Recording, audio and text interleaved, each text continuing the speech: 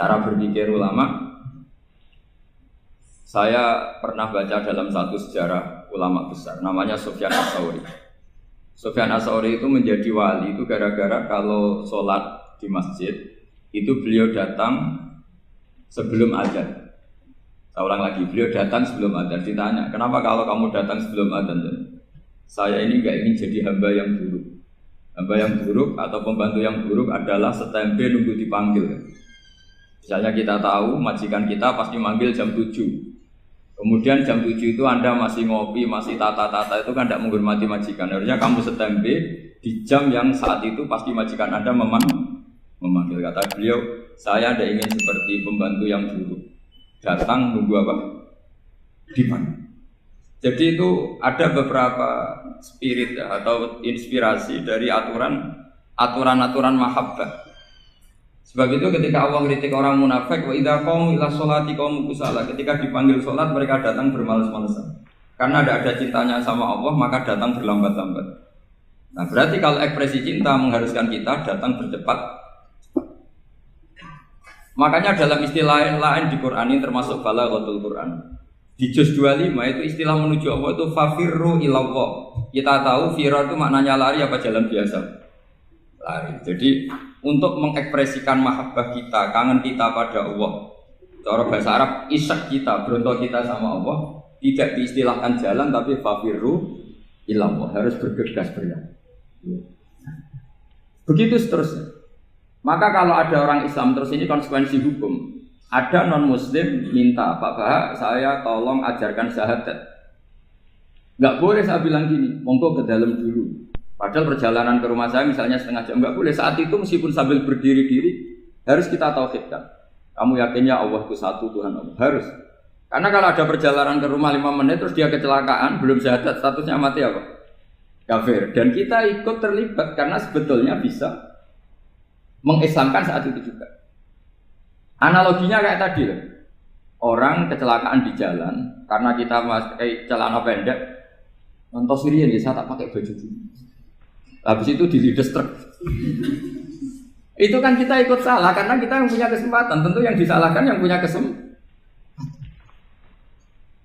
Karena merubah status dari potensi kelides truk menjadi sama sekali gak potensi kelides truk dengan kita inggirkan meskipun kita dalam keadaan tidak ideal. Sama. Orang kafir yang mau masuk Islam itu umumnya kiai-kiai kan kadang sebagian disuruh mandi dulu, itu salah sebetulnya. Itu salah sekali. Sangat salah. Apalagi nunggu seremonial di masjid, nunggal tokoh-tokoh itu bujutnya salah. Itu gak cuma salah, bujutnya salah. Jadi salah yang akut. Itu salah besar. Kalau seremonial monggo, tapi kalau mengislamkannya harus saat. Apalagi seremonial seminggu lagi nunggu tokoh terkenal, nunggu di syuting dulu, wah itu perilaku so itu bukan mengislamkan itu. Makanya kita yang sebagai peneliti fikih itu kadang itu enggak sreg gitu. Masa mau Islam nunggu di masjid dulu, di syuting dan tokoh-tokoh itu salah. Itu sama dia kamu lihat orang kecelakaan mau menyelamatkan ada wartawan enggak? Minta di syuting dulu sedang mati ini. Jadi kita normal saja dalam Islam, sesuatu yang mendesak, yang emergensi ya perlakuannya harus cepat. Sehingga dibabkan faslun fil musaroah ila nusifid fitina. Jadi ada beberapa contoh di Quran memang aturannya seperti ini. Makanya semua redaksi Quran tentang menuju Allah diredakseno fafirru. Makanya di Tawaf ada ekspresi romal jalan agak cepat. Di Sa'i juga ada momen-momen kita harus romal berjalan cepat. Di beberapa aturan juga seperti itu. Ya saya ulang lagi, di beberapa aturan Islam juga seperti itu. Nah sekarang efek di hukum haji. Saya banyak baca literatur haji. Haji dalam aturan Islam itu wujuban tarofian, wajib yang tidak langsung mendesak. Kemudian semenjak ada fakta kita harus nunggu, daftar tunggu. Itu kita sebagai ahli fikih itu gampang. Misalnya gini. Saya umur 20 punya uang, sekarang berapa daftar? 25 juta ya? Saya umur 20 punya uang 25 juta. Saya jomblo misalnya, ya butuh nikah, ya butuh macam-macam. Itu wajib daftar haji apa enggak? Karena kalaupun daftar nunggu 20 tahun. 20 tahun kan asumsi umum masih umur 40 masih hidup lah kira-kira sekarang. Nah sekarang kalau ada orang umur 50 tahun punya uang 25 juta, menurut Anda wajib daftar saat itu apa enggak? Wong daftar saja bisa game gitu. Dan kalau misalnya umur 50 ditambah 25 kan 75. Itu kalau orang sumpah sudah cepat mati itu. Maka itu menjadi pertanyaan, apakah fikih ini kita rubah? Karena dulu kan orang itu longgar semua. Karena haji zaman Nabi pun tidak langsung dilakukan saat pertama diwajibkannya haji. Jadi Nabi punya sisi unik. Pertama ada tahun diwajibkannya haji, Nabi tidak langsung haji. Sebab itu ulama berkesimpulan kalau wajibnya haji tidak langsung. Maka fikih itu memang unik. Sholat juga gitu. Ada istilah begini dalam sholat. Wa tajibus sholat ala kulli muslimin wujuban muwassa'an. Di semua kitab fikih takbirnya seperti itu, redaksinya. Wajib sholat dilakukan orang Islam wujuban muwassa'an, wajib yang ada longgarnya. Jika ketika zuhur jam 12 WIB kita dengar azan, boleh sholat setengah 1, jam 1, setengah 2, jam 2. Karena memang wujuban muwassa'an, memang ada batas akhir waktu misalnya sampai setengah 3. Nah problemnya begini, misalnya setengah 1 Anda pasti dipanggil majikan kamu yang diharuskan melakukan satu aktivitas, misalnya Anda pilot, yang nggak mungkin sholat lagi di kokpit. Apakah status wujuban muwassa'an wajib yang longgar menjadi hilang karena setelah itu tidak ada kesempatan lagi sholat? Apa tetap kita sebagai ahli Islam yang agak balelo tapi alim, misalnya ya sudah tetap jadi pilot, nanti kan ada aturannya sendiri, ada rukhsahnya sendiri, ada kemurahan sendiri kita sudah jadi pilot, misalnya sholat tanpa harus menghadap kiblat, sholat yang tetap di perjalanan. Kira-kira Anda kalau jadi ahli fikih pilih mana? Pilih harus sholat di depan, apa tetap memberi kelonggaran? Gak apa-apa sholat sambil apa? Yuber sambil pilotin apa pesawat. Anda pilih mana? Karena kalau konstitusi ilmu itu memang harus ada, dengan tanda kutip ya, memang harus ada nakalnya. Kalau nggak nakal malah gak sah. Memang unik ilmu itu. Karena ilmu itu kalau dipaksakan lurus terus, itu nanti malah bengkok karena menghilangkan rukhsahnya Allah, kemurahan Allah. Tapi kalau dipaksakan rukhsah terus, murah terus, nanti dianggap menyepelekan hukumnya Allah. Maka kita yang ahli fikih itu pusing. Misalnya saya sering ditanya, Gus saya ini supir bis, kan musafir terus, berarti saya boleh tidak puasa terus panjang Ramadan? Coba kalau ada jadi ahli fikih mesti bingung. Mau boleh, ya boleh terus supaya orang nggak peduli sama Ramadan. Mau mengatakan wajib puasa, kayak nggak peduli dengan kemurahan Allah yang membolehkan musafir tidak puasa. Coba loh, Anda jangan jadi ekstremis yang misalnya bantah tok, protes tok, ini kan. Jadi memang mengkaji ilmu itu. Ya, makanya dengan tanda kutip itu harus ada nakal. Tapi nakal yang baik, bukan nakal. Nakal itu kalau bahasa Jawa itu kan tidak harus dosa. Seperti anak kecil, menek-menek itu, tuh bocah kok nakal. Padahal anak kecil menek itu haram dah. Tidak kan? Malah orang tuanya yang bentak itu yang haram. Yang nakal betul ya ibunya yang bentak cerewet itu. Karena ibunya orang yang sudah mukallaf, sudah tua, salah langkah yaitu Kalau anaknya naik meja itu ya sebetulnya bahasanya tidak nakal, lucu. Oh, jelas pinter conggo iso munggah meja, harusnya diapresiasi. Tapi rata-rata ibu semua akal mecah gelas. Malah boe malah mecah tabungan. Bapaknya marah tukang nguras tabungan. Sebetulnya senakal-nakalnya anak kecil itu nakal orang tuanya itu pasti. Karena ini sudah kena kitab, sementara anak-anak belum kena. Saya pernah punya tamu karena di tradisi Kiai itu sering punya tamu. Bapak ibunya itu kultus sama Kiai, bentak anaknya disuruh salim sama saya. Anak kecil kan nggak mau jalan-jalan terus, marah. Tak marah orang tuanya tak marahin. Yang dosa itu kamu bentak anak-anak.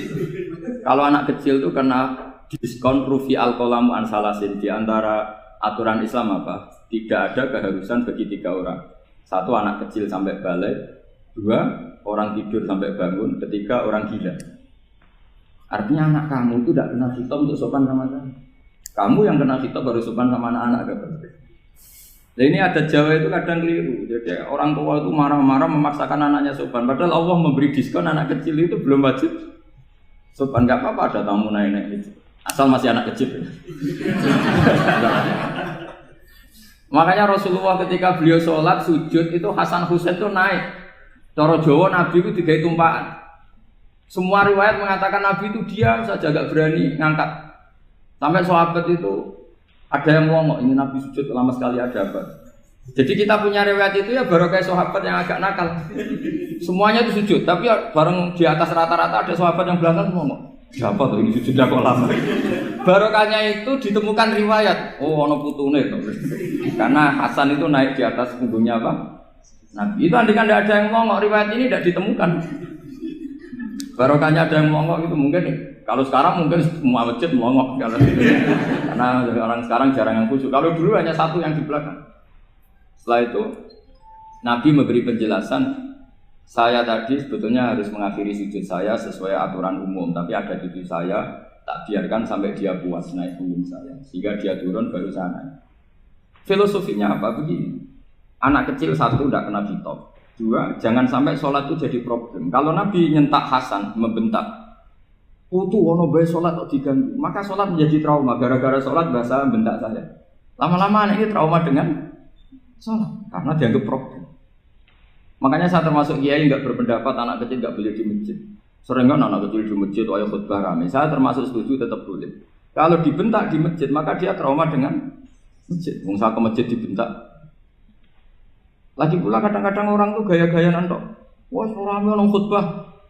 Ramen nih, padahal kalau nggak diramein anak-anak malah udah tidur. Kita kan nggak bisa menjamin kalau perilaku kita lebih baik gitu. Mendingan kan anak-anak main di masjid dibanding di karaoke kan. Jadi kan, lah ini maksudnya saya, ini fikih ya. Fikih itu wilayahnya, makanya jadi ahli fikih itu susah-susah gampang. Jangan hanya berpikir protes dengan ketentuan fikih, mengkaji yang sebanyak-banyaknya itu tadi. Misalnya Anda seorang supir permanen, supir bis terutama, kalau truk kan bisa liha-liha, kalau bis kan apa ada deadline-nya ya waktu, seperti bis jurusan Surabaya Semarang, saya kan sering naik bis jurusan Surabaya Semarang. Kadang-kadang supirnya melihat saya tanya, Gus saya ini supir, saya ini Ramadan itu gimana ya? Ya saya sudah ngerti setengah nakal, dan senengnya dijawab rasa poso, ya saya tahu ya. Tapi masalahnya secara fikih kalau kamu mengatakan kamu harus puasa terus. Kamu melanggar konstitusi ilmu. Memang musafir punya diskon? Boleh? Tidak puasa. Pertanyaannya, bayarnya kapan? Nung Sawal ya nyupir lagi, Dzulqa'dah nyupir lagi, nanti sampai Ramadan ya. Nah terus, ya pas kamu cuti, biasanya cutinya pas sakit, boleh diskon lagi karena sakit. Coba. Nggak, andai kan Anda jadi ahli fikih milih zaman. Lo kalau orangnya soleh terus kayak ustadz-ustadz di sini kayak dosen UI kan, masa dosen UI Universitas Islam nggak Islami kan nggak mungkin. Mungkin memilih poso kan. Masalahnya ini kan hukum untuk orang kebanyakan, nggak boleh hukum musuh gak kuat. Bu, sahur jam 3:30 ngombe vitamin pokoknya harus kuat. Itu udah hukum, itu saran. Hukum itu beda dengan saran. Hukum itu hanya berpijak musafir itu boleh store. Kalau saran memang boleh, ya usahakan kamu makan 3:30 pas fit, terus kalau nyumpir selesai jam 10 nanti istirahat. Memangnya majikan bisa ngatur jamnya? Itu fikih. Maka menjadi perdebatan yang namanya pergi itu apa? Menurut Imam Syafi'i pergi itu ya dari rumahnya ke tempat yang asing yang tidak wilayahnya namanya pergi. Menurut Imam Ahmad bin Hanbal enggak. Pergi itu tidak kerja. Jadi orang yang supir yang seperti itu namanya tidak pergi, tapi kerja. Tanyakan ke publik, misalnya jenengan ke UI, istri kamu atau suami kamu ditanya, istri kamu kemana? Kira-kira jawabnya bilang pergi jalan-jalan apa bilang kerja? Kerja, makanya kata Imam Ahmad bin Hanbal, mudi mustafar atau orang yang berprofesi, yang profesinya memang harus pergi, kayak traveling atau supir, maka itu namanya tidak pergi, namanya itu kerja. Karena apa? Sekali distatuskan pergi, maka ikut status yang dikatakan Allah dan Rasul dapat diskon boleh tidak puasa. Maka terus kita debat tentang definisi. Nah definisi ini penting, karena yang menjadikan hukum rubah itu definisi. Misalnya gini mbak ini ngaji saya, statusnya kalau pakai status saya ajnabi, orang lain babak ajnabiyah, maka hukumnya saya melihat babak ini haram karena statusnya ajnabi melihat ajnabiyah yang tidak mahram. Tapi kalau di fikih itu ada statusnya. Di antara lelaki boleh muwajahah sama perempuan adalah satu untuk belajar, 2 untuk muamalah, 3 untuk kesaksian, 4 untuk pengobatan. Itu kan ada pengecualian. Sehingga statusnya sekarang, Mbak itu belajar, apa ingin melihat Gus Bah atau Gus Bah itu mengajar atau ingin melihat Mbak, itu statusnya bisa rubah. Makanya kalau kita marung di warung misalnya Padang, kita nggak pilah-pilah, kebetulan pelayannya perempuan itu masih bisa dikhilah secara fikih. Saya muamalah marung, cuma kebetulan penjaganya. Tapi masalahnya Pak ini punya daftar penjaga yang cantik, yang masalah. Maka pertanyaannya itu marung ke situ demi marung, apa demi melihat? Tidak jawab saja. Demi marung apa demi melihat?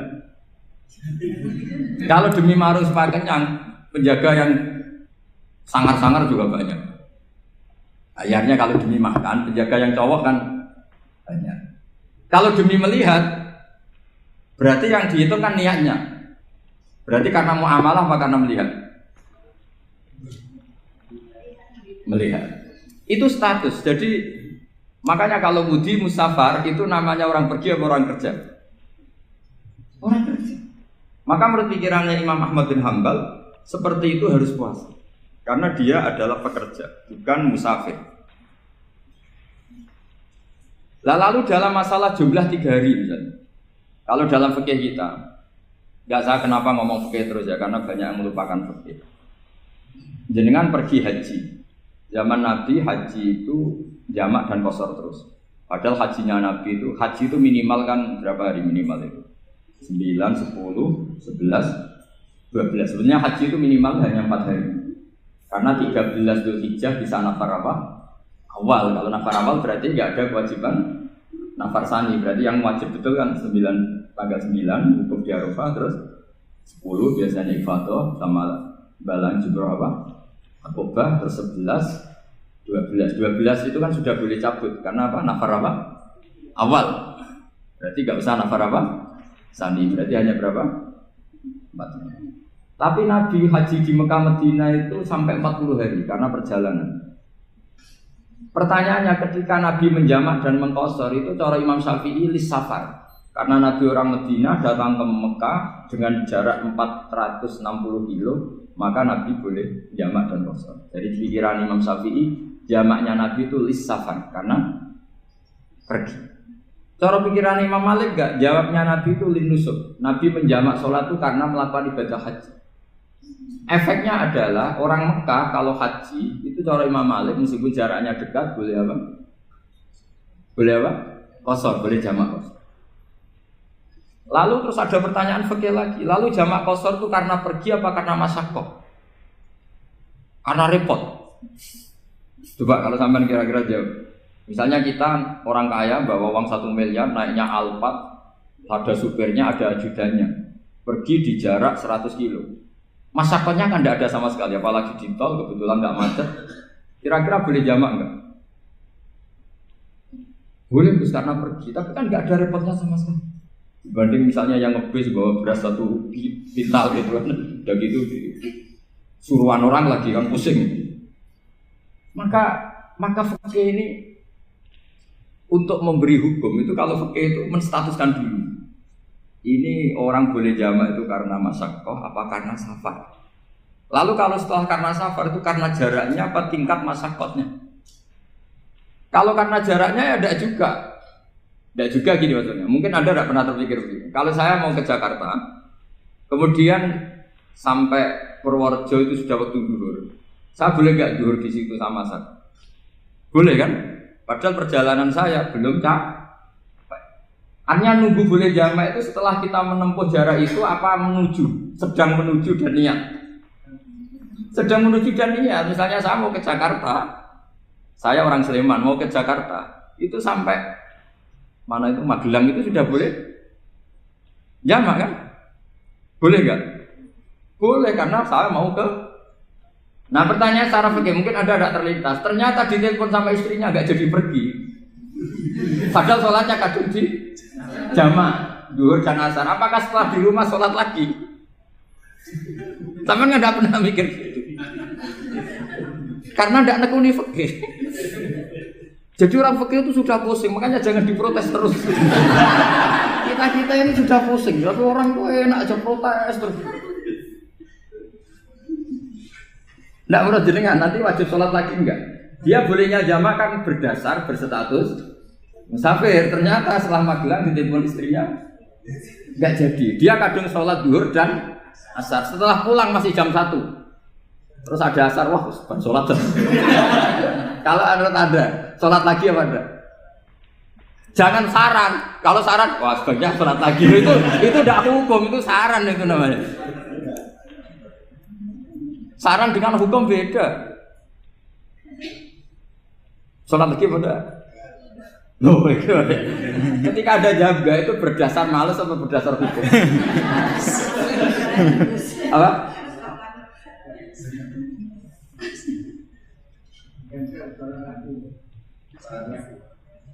Nah kalau Anda sholat lagi, pertanyaannya gini, Allah itu tidak punya tradisi mewajibkan 2 kali. Pertanyaan fikihnya mesti gitu.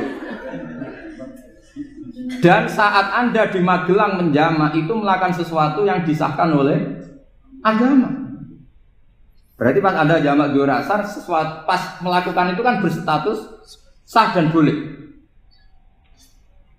Meskipun setelah itu ada masalah, istri kamu nelpon terus pulang.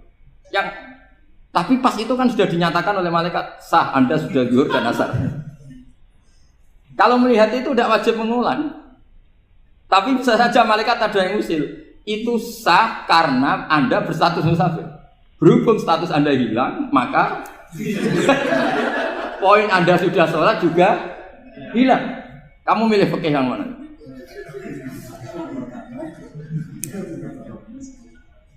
Jadi peneliti fikih itu beda dengan orang-orang yang mendengarin protes. Beda karena nekuni. Nekuni itu beda karena ada konsekuensinya. Makanya fikih itu sampai saya punya kitab fikih itu dikarang satu orang itu jumlahnya 20 jilid. Per jilid itu segini. Jadi satu meja ini dikarang satu orang. Itu mulai yang presisi, yang detail sampai yang khayal. Yang khayal juga ada. Yang khayal itu tadi beliau banyak menghayalkan diri. Suatu saat Anda datang ke Mekah itu hanya butuh waktu 20 menit. Zaman itu belum ada pesawat. Lalu boleh gak jamak? Boleh gak nakal? Nakal itu begini. Sama orang kaya punya jet pribadi. Misalnya Anda Ronaldo masuk Islam, orang kaya. Itu bisa gak puasa? Karena begini. Misalnya dia orang, contohnya orang Arab. Orang Arab, jangan orang. Ya contohnya itu dibalik saja. Di sini itu kalau imsak jam berapa? Imsak Ramadan jam berapa? 3:30 aja biar aman ya. Kalau 3:30 kan masih imsak. Dia terbang ke Mekah. Jadi orang sini puasa jam 5 kan mulai puasa. Dia terbang ke Mekah kan masih malam. Makan terus dia. Mekah mau ada matahari terbang lagi ke barat. Karena dia menghindari berstatus puasa. Atau sebaliknya, dia orang Mekah jam 12 puasa. 12 siang puasa.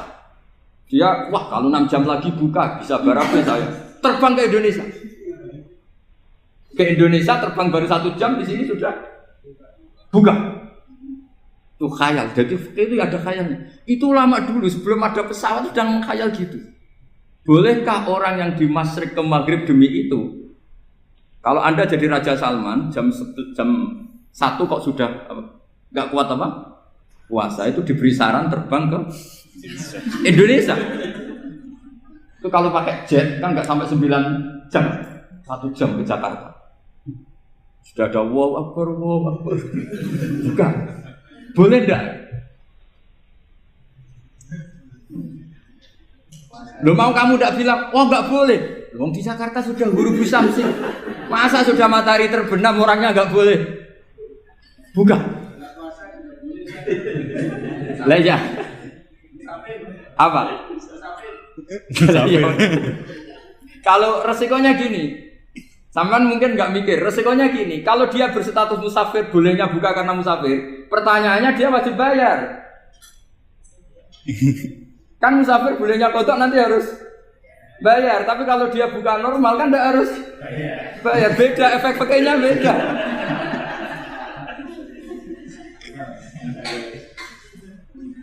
Sama jangan protes, Gus Baik gimana mau ngaji malah dijak senam.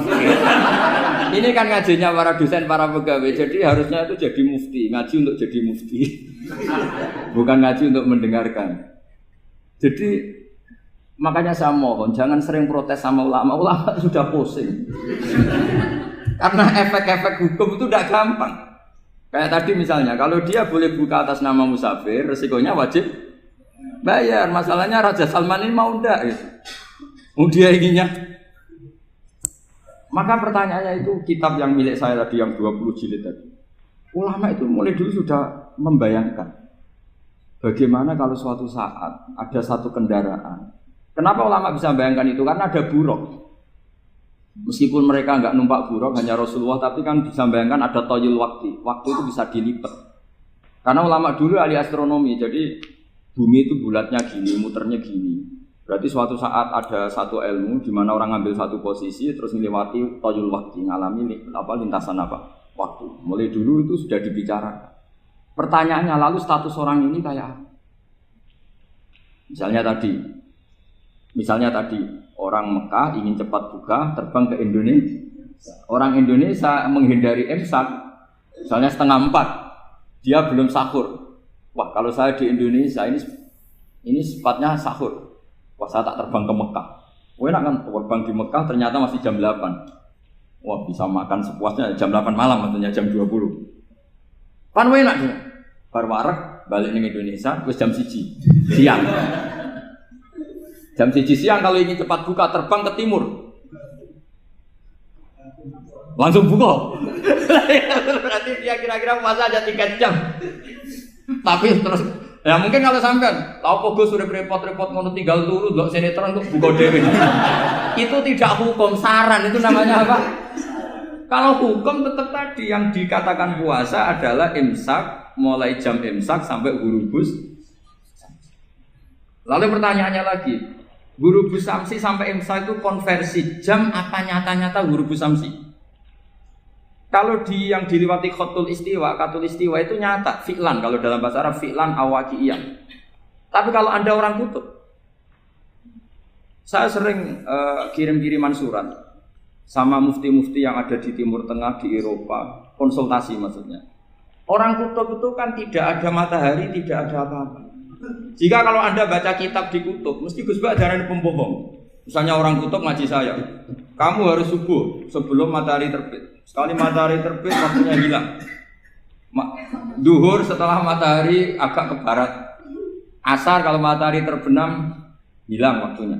Mesti mereka mesti bilang, mataharinya di mana? Maka pertanyaannya, boleh gak mengkonversi waktu untuk orang kutub? Jadi misalnya pola umum subuh jam 4:30. Berarti antara subuh dan qadha itu 1,5 jam. Subuh sama zuhur polanya berapa berarti? Kalau 4:30 sampai jam 12 itu 6 sama 7,5. Berarti ya kira-kira habis subuh nunggu 7,5 jam baru zuhur, nunggu 3 jam baru asar, nunggu 3 jam baru maghrib. Berarti waktu puasa kira-kira antara jam 4 sampai jam 6. Berarti berapa jam itu? 12 sama 2 14. Oke, berarti orang kutub harus puasa 14 jam. Tidak bergantung waktu mata. Tapi ada lagi pertanyaan lucunya gini, lalu 14 jam Gus itu dimulai dari mana? Apa asal 14 jam? Apa harus ada konsensus setarnya? Masih ada PR lagi. Menurut kamu gimana?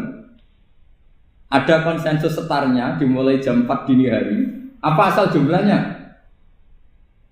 Imsak 14. Mikir lagi kan? Itu di Denmark itu ada satu musim di mana siang terus sampai sekian bulan. Siang terus sampai orang sana itu capek. Kenapa ada siang terus? Logikanya kan tadi bumi itu bulat-bulat. Saya juga belajar falak, belajar astronomi. Kalau tepaan kamu di sisi yang barat agak utara atau agak selatan, matahari ini nyentron terus.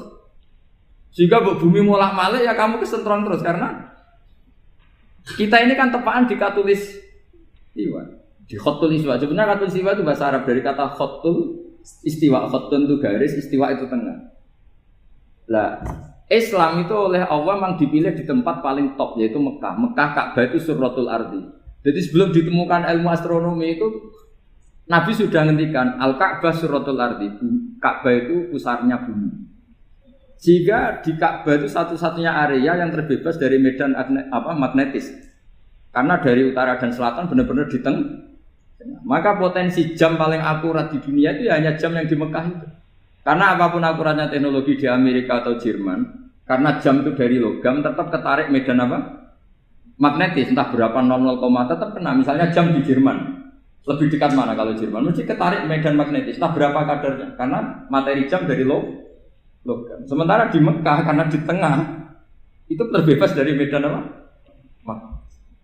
Nah, sehingga yang segaris dengan Mekah kayak Indonesia itu semuanya khotul istiwa.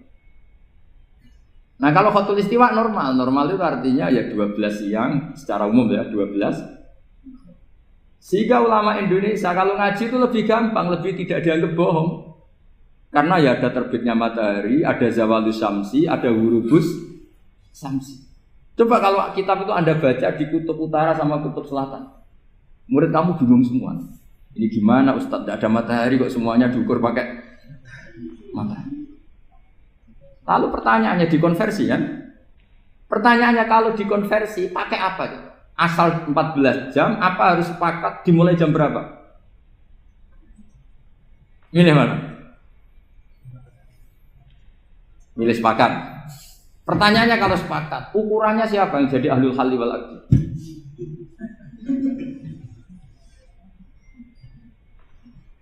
Jadi orang fikih itu sudah bingung, makanya saya mohon jangan sering diprotes. Saya pernah ketemu ulama, saya kan sering ikut komunitas di New York. Itu andekan di Bur, itu pas persis Ka'bah. Di buminya itu kalau di Bur itu pas persis Ka'bah. Lalu pertanyaannya, ada kiblat tidak di sana? Ya bumi kan gini ya. Kalau dalam bahasa falak itu ada rubuk namanya. Rubuk itu bumi yang sewaktu itu hanya yang seperempat.